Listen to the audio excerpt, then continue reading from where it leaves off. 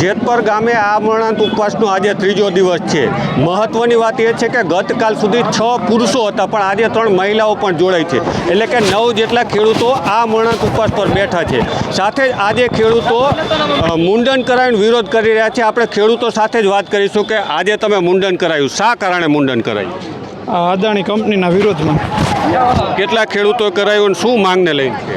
15 ખેડૂતોએ કરાવ્યું છે ને યોગ્ય વળતરની માંગ છે એની 15 ખેડૂતે। એમાં એકને થાંભલો પણ નથી આવતો કે તાર પણ નથી આવતા, છતાંય ગામને સમર્થન સાથ દેવા, સહકાર દેવા માટે 15 ખેડૂતોએ મુંડન કરાવ્યું। જેટલા ખેડૂતોએ મુંડન કરાવ્યું, એક પણના ખેતરમાં થાંભલો કે કોરિડોર કાંઈ નીકળતું? કાંઈ પણ નથી આવતું। ગામને સમર્થન દેવા, આપણા ગામના વ્યક્તિઓ જે ઉપવાસ ઉપર ઉતરી શકે, ભૂખા પેટે રહી શકે, તો આપણે મુંડન કરાવીને સાથ ન દઈ શકીએ। ખૂબ સારી વાત કહેવાય। ખેડૂતો જે પ્રકારે આંદોલન કરી રહ્યા છે, શું કહેશો? મુંડન કરાવ્યું, હવે કેવા પ્રકારના આયોજન રહેશે? અત્યારે તો ગાંધીગીરીથી ચાલવાનું છે, પછી આગળ જોઈએ આયોજન કેવું થાય છે। અત્યારે અમારો મુદ્દો છે જે વળતરનો, એ પૂરો કરે જલ્દી જલ્દ સરકાર, એવી ઈચ્છા છે। શું કહેશો? જે પ્રકારે આંદોલન ચાલી રહ્યું છે, તમે મુંડન કરાવ્યું છે અને હમણાં તમે કહ્યું કે પિંડદાન કરી નાખ્યું, શું કહેશો? આ કોઈ જાતની સરકાર માનતી જ નથી, કોઈને જવાબ દેતી। અમારા ખેતરમાં છતાં અમને ખેતરમાં આવવા દેતા નથી, એ માટે અમે મુંડન કરાવ્યું છે। મુંડન કરાયું છે, હવે કેવું આયોજન રહેશે આગામી દિવસોમાં, અને વીજપોલનું લડત ક્યાં સુધી ચાલુ રહેશે? જ્યાં સુધી નિર્ણય નહીં આવે, પહેલાં વળતર પછી કામ, એવી ખાસ માગણી છે અમારી બધાની, બરાબર? અને વળતરમાં પૂરેપૂરું વળતર, ઓછું નહીં, પૂરેપૂરું અને પહેલાં વળતર પછી કામ। આપણે ગમે તે કાંઈ વસ્તુ લેવા જાય તો પહેલાં પૈસા દઈએ, એમના તો દેતા નથી કોઈ। એટલે આ ફાઉન્ડેશનને થઈ ગયું, ઘણા ખેતરમાં જોયું ખાડે થઈ ગયા, કોઈને કાંઈ વળતર ₹1 વળતર દીધી નથી કોઈને, અને જેમ તેમ એના રસ્તામાં ચાલે છે, એનું કોઈ પણ જાતની વળતરની કાંઈ સમજ જ નથી કરતા। તમને આપી દેશું એમ કહીએ, પણ શું આપશે એ કાંઈ નક્કી નહીં ને।